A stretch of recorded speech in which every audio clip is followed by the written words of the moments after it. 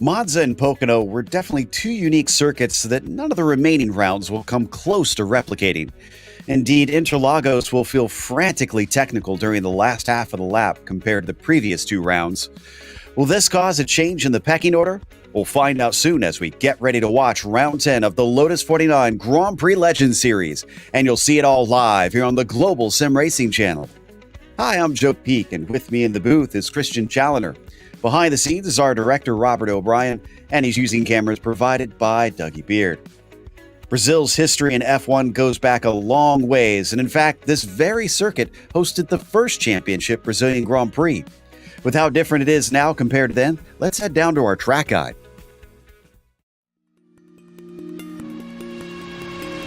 Welcome to Autodromo's Jose Carlos Pache. Most fans and drivers simply know this place as Interlagos. Starting life is an absolute behemoth of a circuit, this Brazilian track was eventually truncated to the version you see today. Having hosted Formula One for roughly 3 decades, it's become very well known on the international stage. But it has also held rounds in the World Endurance Championship, as well as frequently seen Brazilian stock cars, motorcycles, and even truck racing.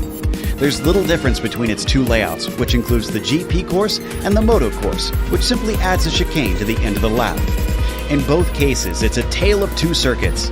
The run past the start-finish line and into the Senna S, followed by the blast towards the Descida do Lago, are very high-speed sections that come back-to-back. Drivers will need to focus on top end in order to attack or defend. Expect most passes to happen in those two corners. But from Ferradura until Juchao, the track suddenly twists itself into a mess of hairpins and frustratingly technical turns. This can make car setup a real compromise, and for the latter part of the lap, an absolute pain when dealing with traffic. Pit exit is also a narrow affair, so it requires drivers to take care when trying to maximize their outlaps. On the upside, with this being a modern F1 track, there's paved runoff in abundance at many of the fast corners. The passion of the Brazilian fans always comes out in force at races, and it's no wonder with this picturesque track sandwiched right amongst the neighborhoods of Sao Paulo.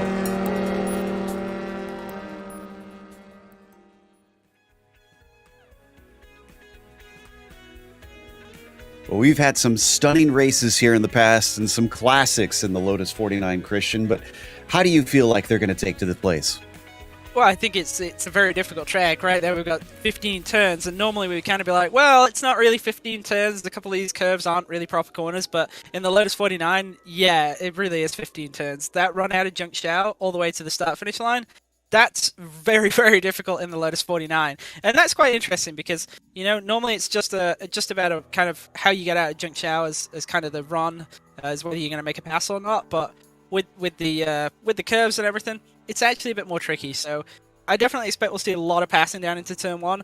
But, you know, the braking into turn 1, very, very difficult. Kind of that drop into the center S. You always sort of lock up the left front in most cars. With the 49, that's probably not going to happen, but you know, you are approaching it very, very quickly, and it's very easy to overshoot the corner. I always found that a tough one to keep the car stable coming down into there, that's for sure, as we now take a look at the championship. And now this is an odd one. Sebastian still hasn't won a race this season, and in fact didn't have a particularly good race last time out at Pocono. But again, the drop weeks have certainly made things rather weird because it's Togo Hisada that is chasing him extremely closely, only 2 points behind with the 2 wins we've seen so far for Togo. Timo Vascalompi, who's had some of the best success early in the season, unfortunately has slipped by the wayside more recently, but he's still up in third in a tight fight with Trangrade, and the Martin Gramberg is just, again, every round we say it, he's hovering around that top 5. We also have an F2 championship. Christian, how's that one? Well, Hoya Niva does still lead, but not really by anything at all. He's actually tied for the lead now with Matthew Maudsley. He's on exactly the same number of points. Marco Antonio Lopez Delgado, he's only 3 points behind, so that's actually really, really closed up the last 2 weeks. That'll be interesting to follow with only 3 races to go. Rolly Wolbeck, he's 17 behind, so he's got a chance in it as well. And Gary Ho, he's 5th, 22 points off the lead. Yeah, things can be so unstable sometimes in those F2s with the wild swings they can see. But here in the Cup of Nations, Finland still leading and the United Kingdom still trailing. In fact, they got to start getting on it and getting some results. But with Mick Claridge being back lately, I wonder if he'll become a bit of a fly in the ointment for the Finns. Singapore and the United States only split by 2 points, and then it's 6 more back to Germany. So that could all swap around in 3rd, 4th, and 5th, no doubt. What about for today's event? What's the race details, Christian? Well, 22 laps, which is actually, quite a short race because the laps around here are very, very fast, actually, even in the cars such as the 49. Open setup as always and no spare car. So hopefully we're not going to see a repeat of Monza on the first lap, and we'll actually see a full field of cars by the end of lap 1. And there is quite a lot of cars today, 37. Indeed. And, well, this is a track that is known for having some pileups at the first corner. So we'll keep an eye on that, make sure we get everybody home in the end as we watch them get ready to set their first flying laps here today. It's actually very, very hot on the track surface at 130 Fahrenheit. That's, in fact, close to the record I think that I've seen here on the channel before. I believe we got up to about 134 in Barcelona once. So this is going to be tough to deal with. The slippery conditions, 54 Celsius, Christian, especially in this part of the track through the technical part. That's going to be a nightmare. Yeah, that's absolutely baking. And this technical part of the track, it always feels like you're crawling in pretty much any car. It doesn't matter what it is, high downforce, low downforce, modern or classic. It's always very, very tricky through here. It's actually really, really easy for the car to just go around on you at corner entry. See a couple of these super tight right-handers, but it does present a couple of opportunities to either make up ground or maybe even make a pass with a couple of mistakes. And obviously Junqiao is a really critical corner as always. I would actually say it's less critical in the 49, because you actually got to lift a little bit up the hill, especially with these conditions. It's going to be really, really slick on this run to the line. I won't be surprised at all if we see a couple of wrecks coming to the flag stand. Yeah, I kind of think the same thing. Groundberg, who is one of the first to get a time in, is only 3rd for that one, a 34.4. Dorado, who returns once again, has got the provisional pole for now, but we're only just getting the first 10 on to our timing screens. And Robert Plumley manages 8th on his first try. Praski up to 4th in the number 14. Miro doing very well today on his first time across. We're waiting for Mick Claridge as Bill Tyler finds himself in at P5. Sebastian Tixier, unfortunately, does not set a time yet. So it looks like he has to cycle back around. And in fact, I'm wondering if he had that lap deleted. And Mick Claridge, wow, 1,000ths of a second between himself and Dorado on the first time around. It is on between our two Titans. Yeah, very, very close between those two specifically, because they've got 3/10 over everybody else right now. But we've got a couple of fast drivers still yet to set a lap. Toga Hisada has not set one yet. Neither has Sebastian Tixier.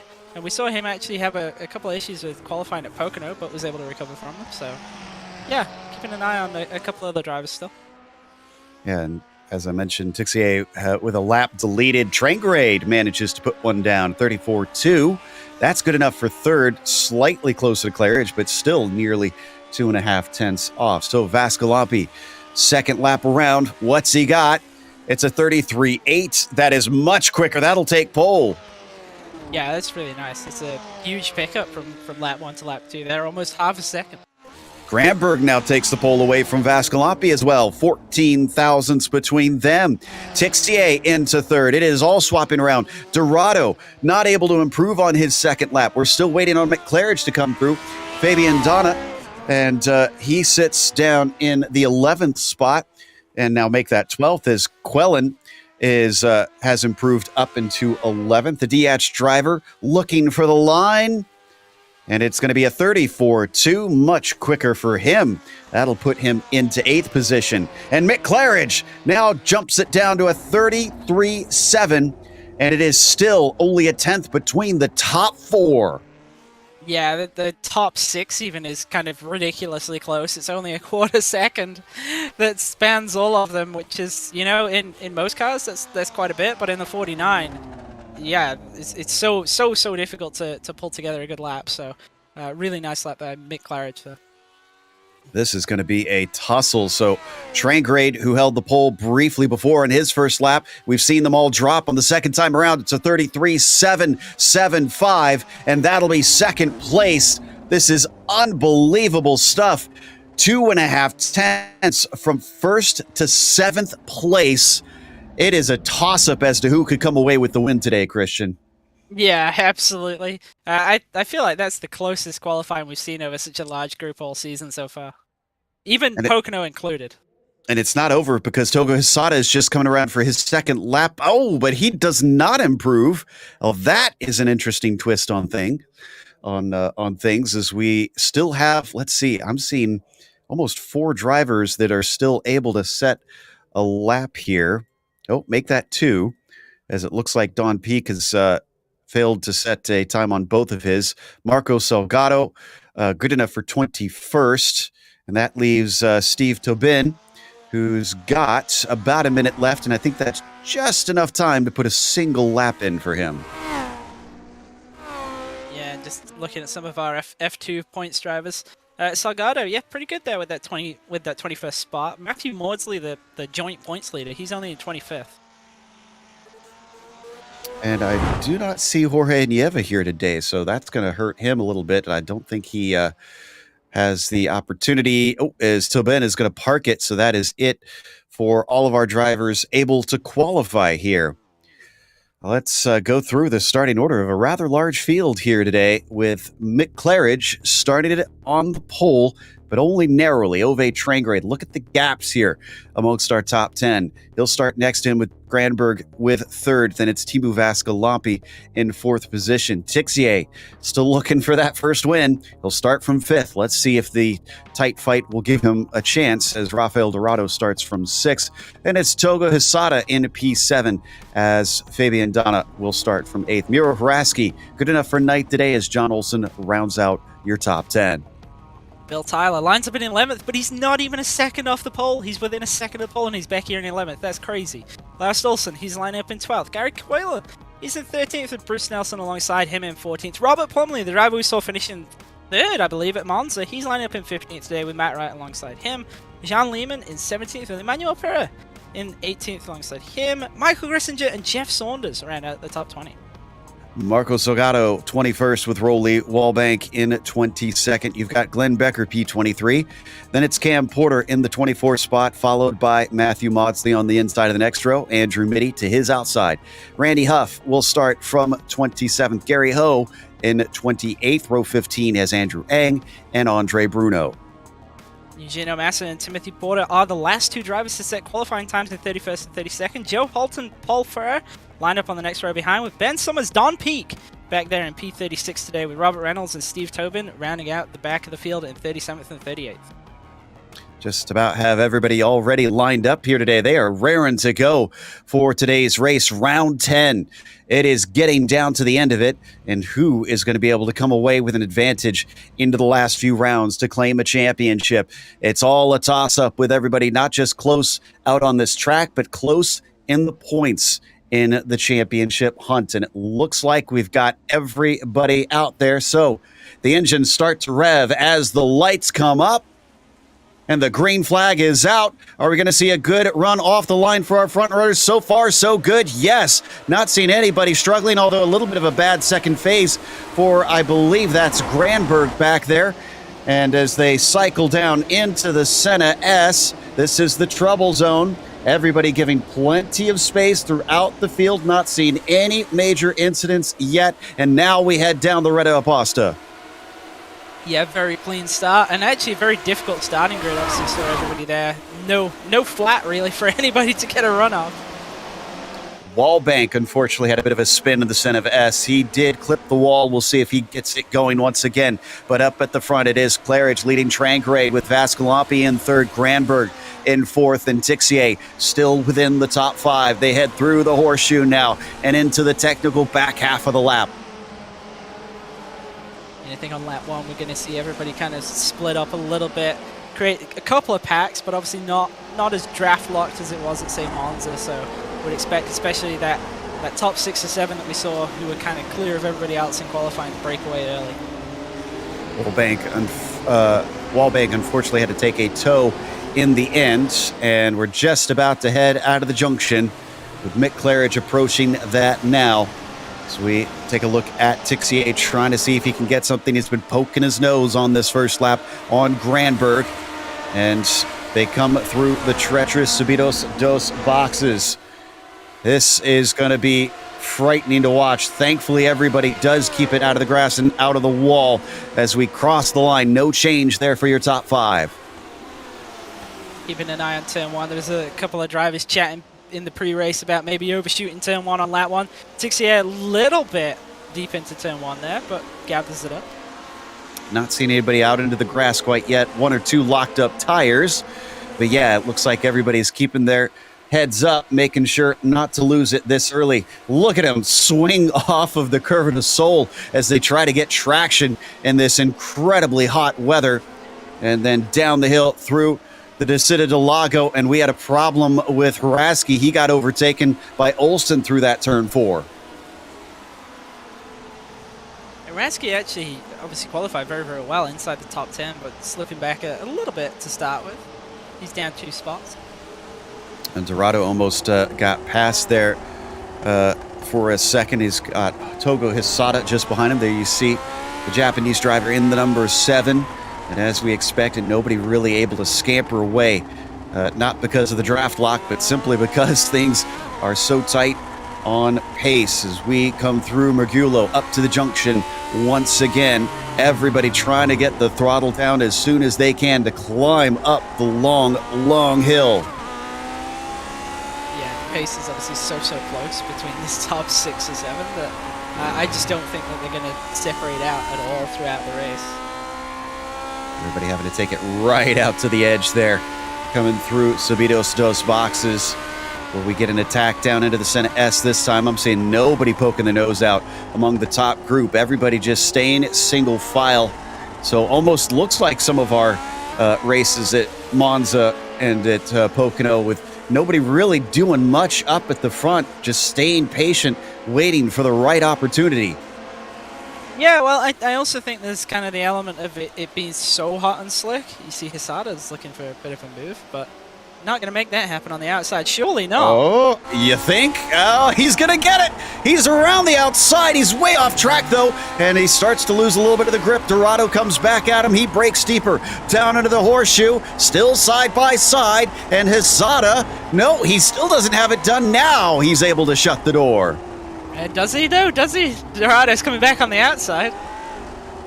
Swinging back, and finally he gets himself into 6th. That took a few corners to make stick, and look at how much ground they have. Oh, it's too much. Is hot, and that's going to send Hisada into taking evasive action. He's not hit, but he loses spots. Fabian moves up. John Olsen moves up, and Hisada flies down to 8th position. Dorado all the way into 11th. I think that was a bit opportunistic there from Dorado. He tried to send it on the inside. It is a passing spot, but I think it was just a little bit too much there. I'm not sure if he was actually trying to send it or if he lost control. Yeah, that looks more out of control to me. It was already sideways on the way in. And, I mean, credit to Togo. He saw it coming. He gave him just enough space. The unfortunate thing is he didn't have enough track to keep it out of the grass. Yeah, a little bit surprised that these two are kind of going at it so hard so early on. Obviously, that's really dropped them out of the lead fight, and both drivers had kind of sort of picked out as potential race winners. So, well, I think that chance is now over. Yeah, unless we get some huge drama at the front, it seems incredibly unlikely. But watching the 9 of Trangrade still chase down Mick Claridge in that number 2. There is nothing between them, but don't forget Vascalopi. Couple wins to his name so far this season. I'm sure he'd love to get back on the top step. Last time he visited that, it was at the Nürburgring. Yeah, quite a while ago now, when you think about it. But this top three, very close. Granberg, not far behind that. Yeah, Granberg and Tixier basically throw a blanket over the top five. And coming up to the junction once again, here to complete lap 4. All of them putting the throttle now to the floor as gently as they can, trying to maximize that grip. And through Sobitos dos boxes, it's looking like a pretty decent run from Trangerade. But I'm not sure that he's close enough, just not enough slipstream and these cigar tubes of cars. And he has to stay patient back in second. And did we have a problem in the back? We did. We had a collection of cars. Snelson, Porter, they came together, and unfortunately that almost blocked up the track. It looks like another few cars got involved in it, trying to make it out. Looks like Paul Ferrer as well. Here's Porter getting the tip, and once again, into the Duxbill. It has been Calamity Corner, the 26 involved there. Yeah, almost the exact same thing that we saw with Dorado and Hisada through there. Same thing up on the inside, car going around, but in this case, collecting together and creating an immediate roadblock. Both cars at 90 degrees to the track with nowhere to go. Thankfully, only one or two really made some more contact. Everybody else just having to check up to make sure they don't become a victim to that one. On board with the Norwegian, looking at Vascalopi behind him. And he gets mighty close under braking down into the Duxbill as well. So we could certainly see a legitimate dive into there. Hopefully it doesn't come to contact here amongst our front runners. Of course, we don't want an Albon Hamilton moment through there here in the Grand Prix Legends and out up the hill past Water Tower. Look at them trying to set up as far from the outside, cutting back in as they go and swinging off almost into the grass there with the number 9. Yeah, and I mean, all that section there, it's total non-corners and anything except the 49, but it's really, really difficult in the 49 because you need to use the entire track width to maximize the run and everything. And it's high risk, but it's pretty high reward, obviously, because you get that opportunity pass into turn 1. But this top 4 is very close. Tixier is just about hanging on, but it looks like he's making a couple more mistakes than the rest of them. I feel like this is the strongest run all season we've seen from Granberg as well. It looks like Robert Plumley's had a problem in the Curva del Sol. Let's see if he had help or if this was on his own. This is coming up to the start-finish line. Heavy braking into here, so this should set it up as we ride on board with the UK&I driver. So far, so good. A little wide. Opens the door a little bit. That makes it shallow into the second part, and that looks like the grass caught him out. Looked like he was just a little bit too deep into turn 1 and put him offline, and around it went. And that, unfortunately, was pretty costly. He's down to 24th now after that one. You're right about Tixier. He has now firmly lost touch with that front group. It's about 0.7 of a second, where everybody in front of him less than half a second apart here. And yeah, look at the distance that is being created up in front of this number 10. Yeah, and I think if the top 4 start to battle a bit, he'll be right back there. But it's just been a couple of times, especially into turn 1, I've seen him run deep. And he hasn't had the Robert Plumley moment where he's gone around, but he has lost time because of it. Do have to cut very far over, it seems, from these onboards to get across the second part of the Senna S, using as much of the curb as he can off the Curva del Sol. What I find interesting is the top 4 there really not seeing any moves at all amongst them. A couple have kind of shown their nose once or twice, but other than that, it actually looks maybe kind of tough to pass today. Yeah, and I think some of that is the pace differential just isn't really there. I think they're all so close. And nobody's really making any mistakes. I've seen a couple of times where Claridge has kind of stacked up the top 3 a little bit, but not enough where you've got like an obvious chance to overtake him. Still, train grade keeps applying the pressure, hoping that he'll find an opening. And Robert Reynolds is starting to be lapped in front of them, so this is a very experienced driver in this series. I expect Rob's going to be able to give them a chance to get by pretty easily, as long as he isn't caught here in Sabitos's boxes. Oh, he's going to try to let them go through the inside, and that might cause a bit of a checkup for Vascalopi. Looks like he did have to give it up just a little bit.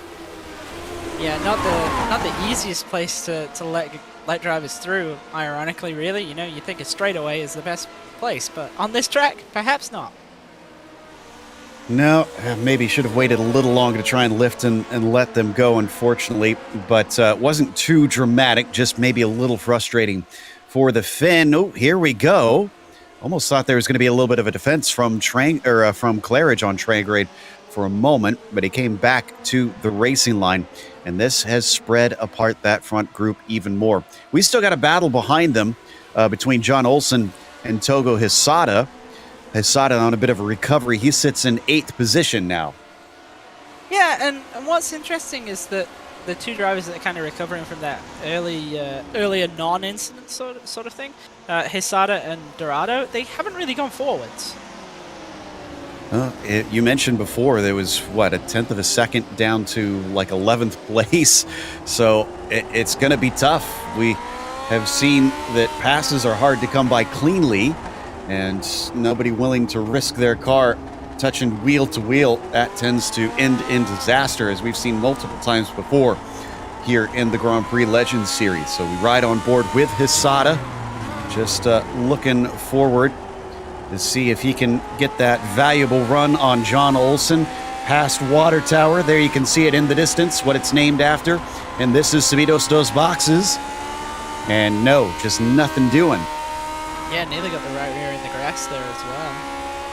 Yeah, I think he had almost 2 wheels off, it seems. I couldn't quite see with the helmet there to the right-hand side on the camera, but he's pushing the limits, no doubt. Now we hop over to the right-hand side. Look at that. Yeah, oh my goodness, 2 wheels definitely into the grass there through the second part of the Senna S, and that actually helped him a lot. He is right on top of him as they come out of the Curva de Sol down the Retta Aposta. He'll have a little bit of the slipstream.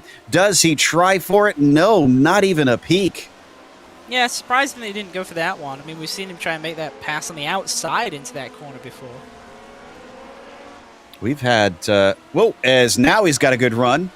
Now he's going to go for it maybe, but a defensive move into the corner from Olsen will certainly hurt the chances for that. Behind them, Dorado and Hraski are side by side. This is Dorado trying to make up some spots, as you mentioned before, and he might be able to get it. No, he's going to be denied. Hraski is going to make him fight hard for it, and off the turn, Gary Quellen now looking on the outside of the number 3 car. Down into the duck spill. Nothing doing there for the time being. They stay status quo, but I don't think it's going to be that way for long.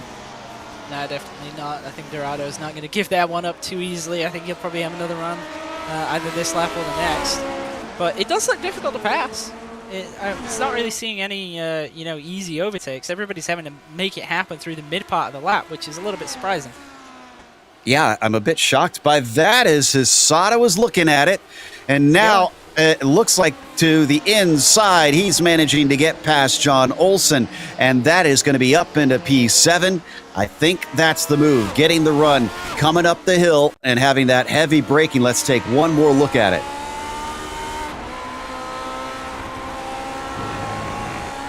So the Japanese driver coming down past the little kink leading onto the front straight. Almost looked like a defense at first, and then he saw the door open.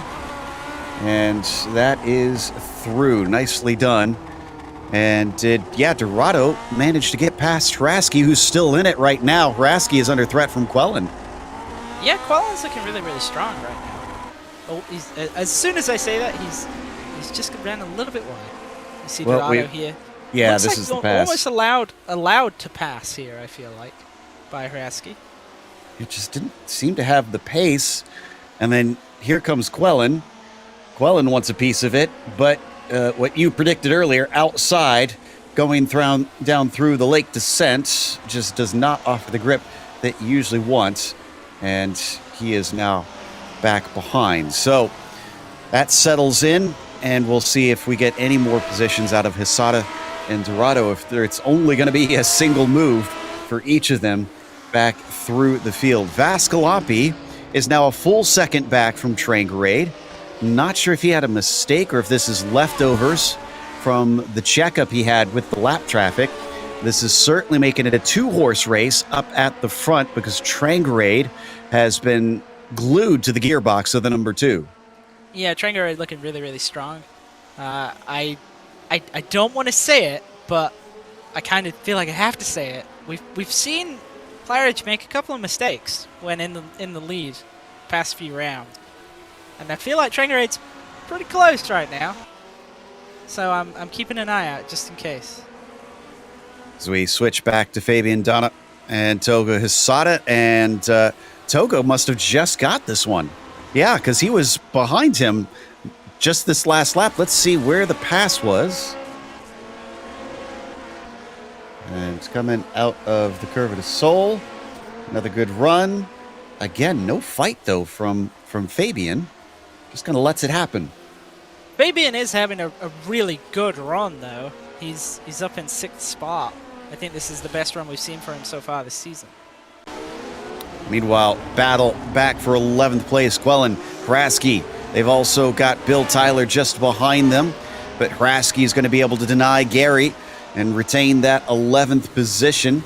Can't miss that bright, almost lemonade feeling car there as the 15. Oh, and it's a pass for the lead, an attempted pass for the lead, but Trangarade can't make it stick. He actually got side by side up into the Senna S, and now Claridge has got to be watching those mirrors. Yeah, went for the outside, but nothing going there. Claridge not going to let that one happen too easily, but Trangarade's still pretty close here. Yeah, he pulled enough slipstream out of the Subidos boxes that he actually had an opportunity. So it is giving at least a little bit of an effect for drivers to maybe get a chance. They aren't cars known for the slipstream, but it is there. And as they come through the horseshoe once again, now he really can't make any slip-ups, because if there is a bit of an opening, I got to think he's going to pounce. As now we watch Quellen on Hraski. Hraski defends the inside. Quellen breaking deep into the horseshoe, but the long way around off that off-camber corner just isn't going to cut it. Yeah, you can make passes there, but it's really, really high risk.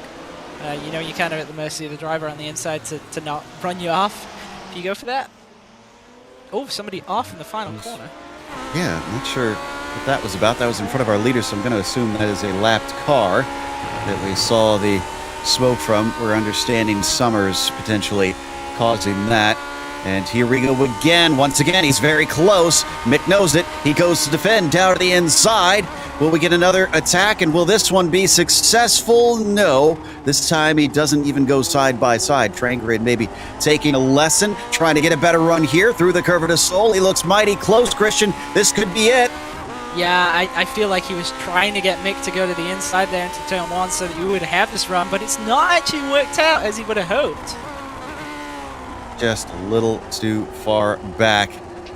And between this battle and the Hraski-Quellen battle, it is all happening. Oh no, Quellen slipping up, and he loses a spot to Tyler. He gathers it up just in time. Only one spot lost, which is actually a bit miraculous. In the meantime, Dorado just got by Olsen. That's another position for the number 3. That gets him in a 9th. Yeah, Dorado and Hisada have started to recover now, but Hisada's got a huge gap if he wants to get up into the top 5. He's 9 seconds behind Tixia. Dorado looking very smooth here through the Curve of the Soul. Very little in the way of corrections, and that gave him a massive launch.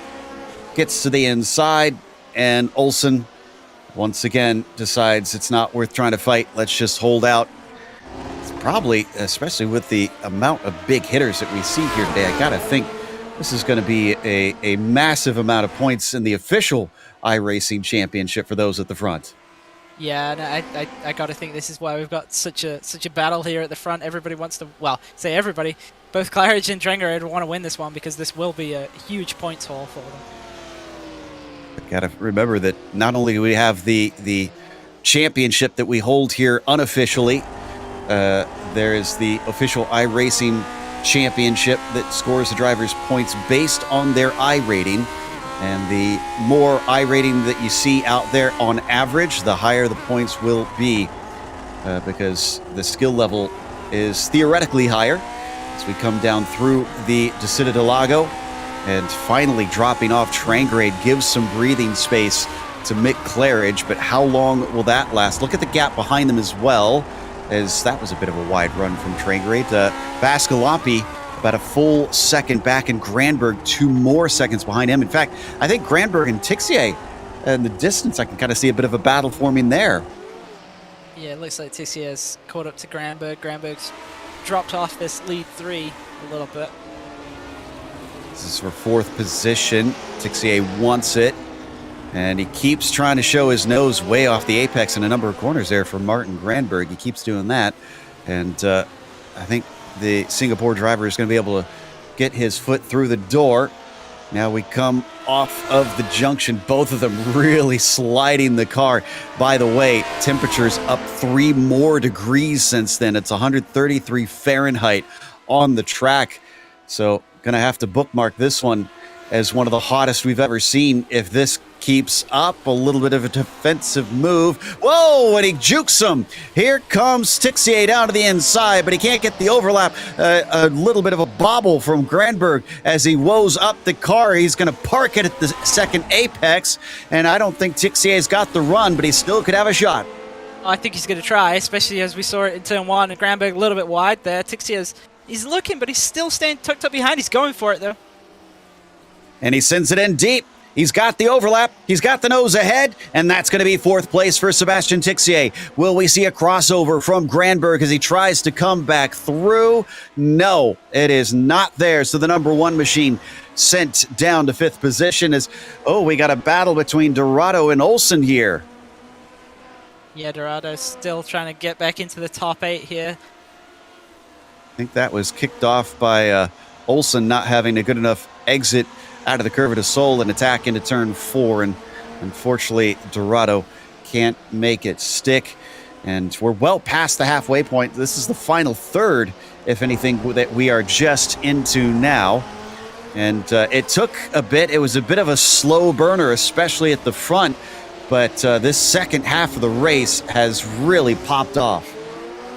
Yeah, and in the 49, the tires don't so much go off, but it's a pretty demanding car to drive, you know, so you think 15 laps here is, you're pretty wore out. The races are not that long, but the car is just so difficult to be on top of the whole time. It's pretty draining to do a full race length in one of these. Yeah, and there has been talk in the past of some people trying to start a full Grand Prix season with full-length races. And look to the inside here from Dorado, who's going to try and overtake Olsen, and he gets that one done. So Dorado up into 8th. Next up for him will be Donna in the number 5, but he's got a ways to go. It's another 2 seconds up the road. Yeah, and he's only got about 7 laps to do it in, so that's going to be actually quite tricky to run down. Certainly seems like it, and so as we watch him head down the lake descent himself, still have battles brewing up at the front of the field. In fact, Drengerade's regained a lot that he had lost earlier on. The number 9 is now all over the rear end of Mick Claridge. And where is Drengerade in the points? Yeah, he's 4th in points right now. So he definitely has impetus to try and get the win today, get those 60 points, and try to get himself a better advantage into the final 2 rounds as he comes off the corner, trying to stick to him. Is this going to be enough of a run? No, the car looks like it just starts to wobble as it turns around Subidos dos Boxes, and that's not going to do it. Yeah, that looked the closest he's been through Zhengzhou there, but just didn't really get the run off the corner at all, and then you know, clip the grass. Actually, pretty lucky to not have it go around on him, but, you know, looks like he might have an opportunity down here in turn 4. Oh, this is mighty close. This is looking good.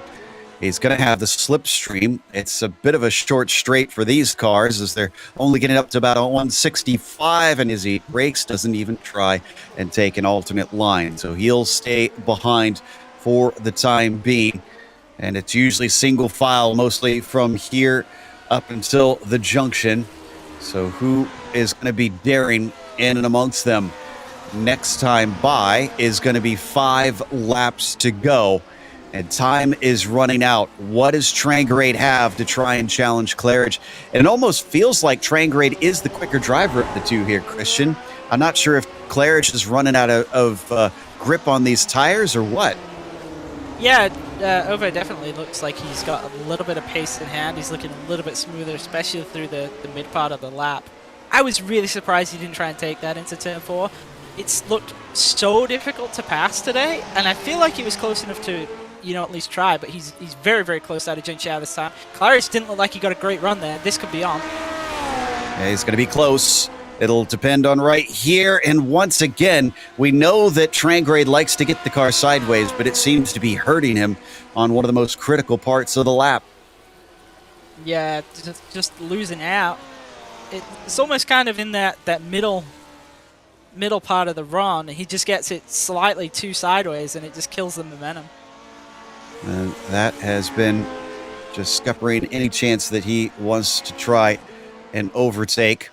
Oh, Dorado. I said he had a ways to go to catch up to Donna, but he is now on the attack as Fabian gives up a little bit of space, maybe a little too generous there, because now he is on the outside coming through the curve of his soul. He might not just lose one. Here comes John Olsen as well, and Olsen cannot follow Dorado through. Will we see a defense from the number 5? No, he's going to leave the door open. Olsen thinks about it, but he can't get the overlap. Even still, Dorado back up to 7th. Yeah, but I think that's kind of going to be his race done at this point. He's got way too big of a gap up to Hisada to really gain any more spots. And to his credit, Dorado qualified in 6th. That's only a 1-spot loss net overall, so not too bad, but yeah, he probably could have had much better if he didn't have that coming together at one point in this race. And do we have a problem with Saunders? Jeff Saunders had a bit of an off, I think, coming out of the Citadel Lago. Looks like he's able to get it going in the meantime. Here is the replay on that incident. And he was in this this kind of battle that we've had going on for about P18 through to P22. The rear just starts to come around. Oh, barely keeps it out of the wall. Thankfully, no damage there. And he's able to carry on. Oh, we might want to go back to the leaders because Trangrade looks pretty decent out of Curva de Sol. But under braking, as close as he gets, he's not willing to risk it. Maybe he's setting up for here. Maybe down into the horseshoe. He's extremely close, but no. He doesn't like the looks of that. And Quellen, after such a good race, losing multiple spots with a spin in the Senna S. Yeah, you see way deep into turn 1 there, got up on the grass and looped it around. Yeah, went for the move on the inside of Tyler. In real life, there might be paved runoff there to the outside, but here it is still grass in the sim. Whoop! Yep. Just got a little too ambitious on the brakes, and off he goes. Thankfully, did not hit anything as well, although that spin, that was a bit of a precarious spot to be in. Thankfully, everybody heads up, and he's able to get it rolling. And we are back to our leaders, and this time by, it is going to be 3 laps to go now. Trangrade, 3/10 back, whereas before, he was only a 10th behind the number 2 for almost a full lap there for a moment. They have definitely dropped Vascalampi by now. He is behind by about 3.5 seconds. Yeah, and I think it's getting to the point now where it doesn't really matter where Ove sees an opportunity on the track. He's just got to try and go for it. Because he's not able to get the run out of Jun Chao to make something happen into the first part of the Senna S. So he's got to try something in the mid part of the lap, where I think that's where he's stronger anyway. And I think he might be able to sneak one up the inside of Claridge, maybe not expecting it in one of the horseshoes. Yeah, that's what I was kind of wondering earlier when we saw him not take some moves that I would have expected him to try. Is this a psychological game, you think, Christian, that he's just trying to lull him into a false sense of security? If I'm honest, I think he's just kind of being really respectful in how he's racing him. He's perhaps not being as aggressive as he could be. This is a battle here between Olsen and Fabian. As well, he can say, two Olsens. This is John Olsen and Laust Olsen, not related. It just sounds the same. In fact, they're spelled different there. And Fabian Dada just in front of him is a little bit of a slide there from John. And up to the lead once again.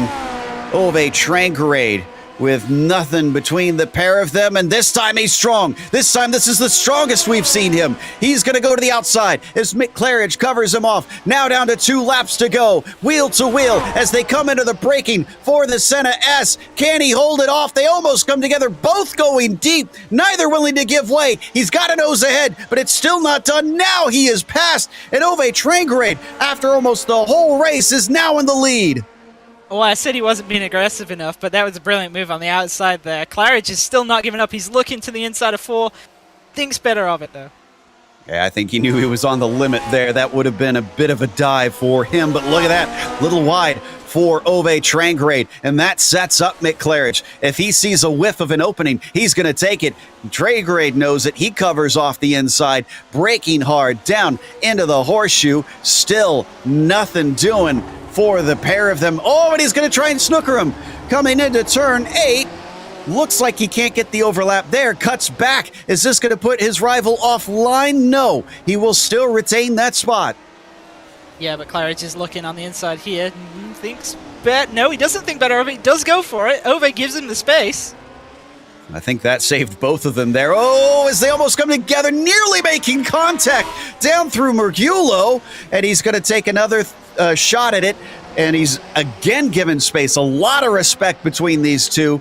And Trangarade puts himself on the back foot. Are they going to go side by side through Subidos dos boxes? This is going to be terrifying for both. They manage it somehow. It is another drag race as the white flag is out. Car letting them by. That is simply Andrew Ang letting them through to the outside. He made it stick last time, but Trangarade's got to do it for a second time in a row. What has Claridge learned from that before? Tries to chop him off, and a big slide from Trangarade as he finds no space at the apex.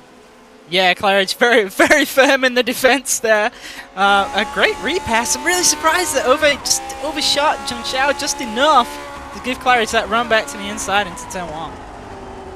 Down into turn 4 once again, and Trangarade has got to redo it. Will he have something on him? They do have more lap traffic. Eugenio Massa is up ahead. He could act as a pick for these two as they are catching very quickly, coming down into the horseshoe once again for the victory here on the final lap. Is this going to be a determining factor? Also, they've got Rolly Wallbank up there, so there's multiple cars that they might have to deal with. Pulling off to the side, Massa sees it. Great job there by the lapped car, letting them through, both easily by without being hindered. But there's really going to be one critical corner coming up through the junction. Who gets the better run and keeps it safe down to the line? It is Mick Claridge with the advantage, with the lead. Too deep. And yep, that looks like that might put paid to that. All Claridge has to do is be clean through Subidos dos boxes. And he is. How about that? Mick Claridge losing the lead and getting it right back to take the win here at Interlagos. Looks like Vascalapi going to finish in 3rd. Tixier with a 4th place. That'll get him some handy points, but still no win to his name. Granberg in the top 5. Toga Hisada only good enough for 6, with Dorado following him home in the 7th today. That is some amazing stuff. I'm watching. We do have some close battles, but nobody able to get side by side down here to the line. John Olsen beats Laust Olsen for 9th position. And yeah, man, we talked about how close it is up at the front, even through the rest of the field. Everybody fighting down to the end. Apologies, we couldn't cover those because there was plenty going on up at the front. And it looks like we're going to have 27 drivers left on the lead lap at the end of today. That is going to take us to a quick break. We'll come back with the official results as well as driver interviews, so stick around.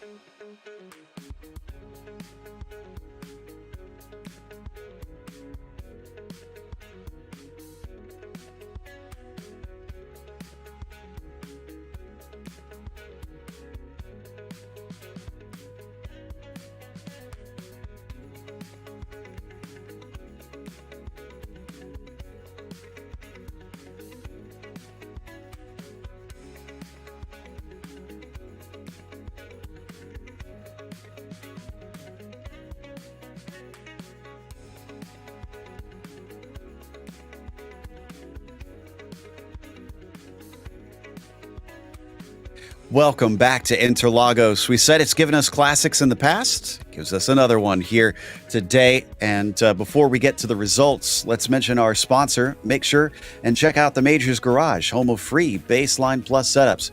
Get help from any of the garage coaches 24/7. Sign up now for awesome, affordable monthly subscriptions, telemetry, coaching, and more by simply clicking on our link in the description below.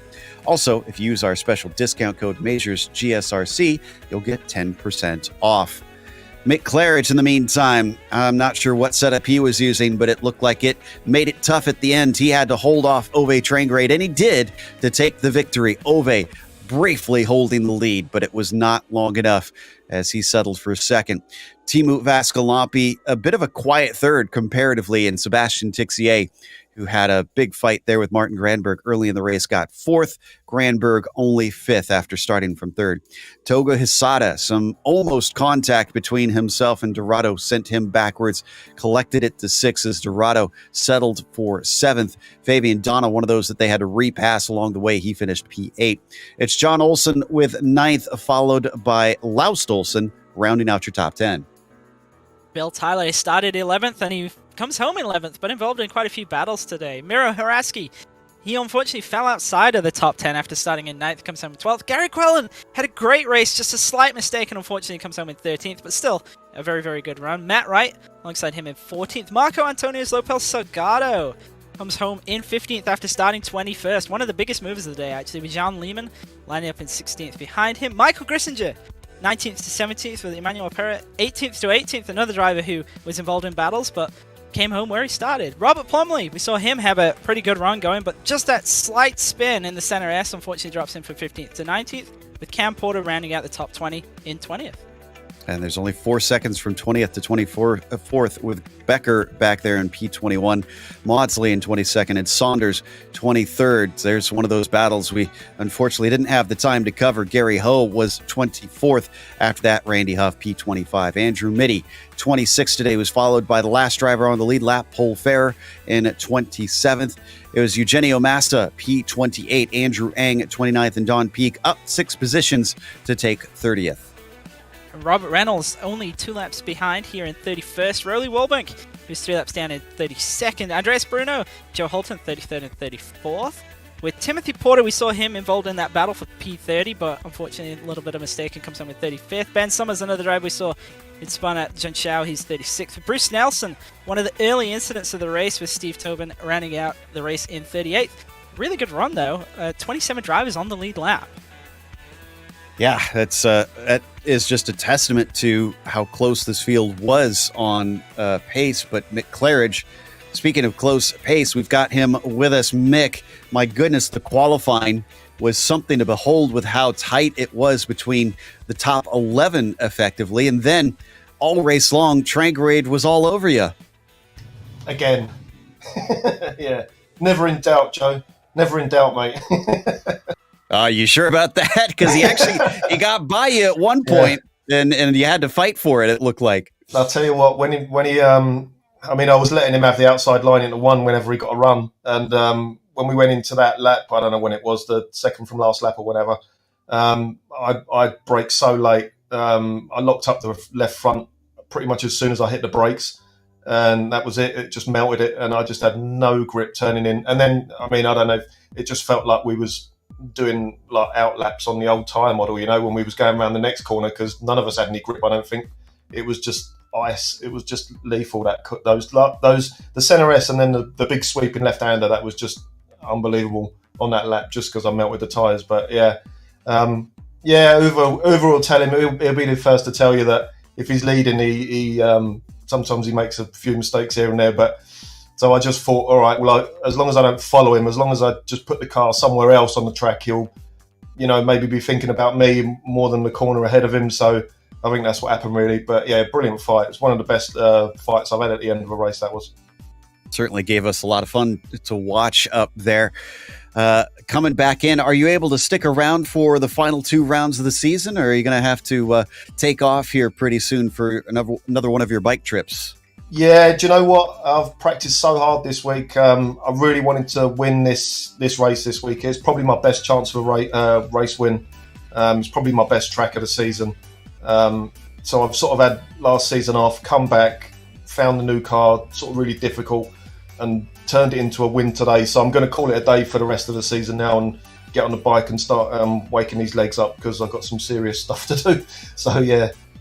Just going to watch the championship now, let these guys have it and see how it goes out, see how it plays out. We'll definitely miss you, but it was good to at least get one last one in. Anybody you want to thank before you take off? Yeah, you guys, all the guys in the community, great bunch of guys as always, and all the guys on my Discord channel about the bike ride now. That's going to be starting to happen soon now, so yeah, so looking forward to that, and yeah, thanks everyone. That was Mick Claridge, your winner here today. And we've got one other to talk to, Laust Olsen, who finished 10th. Christian has caught up with him. Laust, congratulations on the top 10. That looked like a really, really difficult race. It was super hot track temperature. And I think one of the strongest Lotus 49 races that we've seen in a long time. Kind of talk us through your race and how you came away with the top 10, because there was a lot of battling going on. Yeah, first of all, I got a decent start, and then I think I had a fight with Miro in the beginning.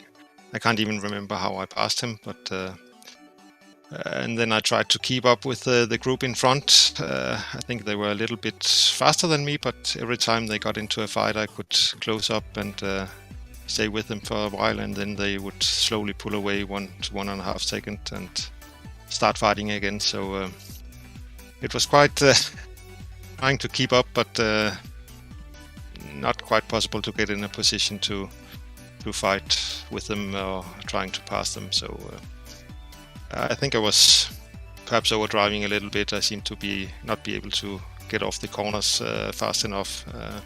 So I guess I was too hot in and too slow out. Need to work on that. Still, though, I mean, it was a great run, especially with how strong the race was. We talked about it a little bit in pre-race. It was a second covered first down to 11th, which is probably one of the closest road course qualifying grids we've seen, and 27 drivers finishing on the lead lap. So a very, very strong race, and quite a different race compared with what we've had the past 2 weeks. And we have Pocono, Monza. How is it to kind of move away from those draft lock races and back to kind of a more of a pure driving challenge with Interlagos? Way better for me. I didn't have much luck or success on the 2 previous tracks. Got into too many accidents and made some mistakes myself. So I think this kind of racing suits me more. The draft packs are not really my style. Too much going on and too difficult to stay out of trouble, I think. So I enjoyed it much more today than the previous weeks, I must say. Well, next week we've got Sebring, which is altogether different again. What are your kind of thoughts on that track? I'm looking forward to it. I hope to find a little more pace this season than the previous time we were there. I think I remember it was quite difficult for me to get up to speed there, but I hope I will find it sooner this week or next week. So I'm hoping for a good race again. Well, we're definitely hoping for a good race for you as well. And again, the top 10 was really, really, really impressive. And before we let you go, is there anybody that you would like to give a shout out to? The community in general, a lot of good guys here and a lot of fun racing, and then you guys for the great broadcast you do every week. So I enjoy watching them back. We are going to watch it back, many of us drivers in a chat room here after the race. So looking forward to that. It's going to be fun. Well, thank you for coming and chatting with us. Congratulations on top 10, and good luck for Sebring next week. Thank you. See you.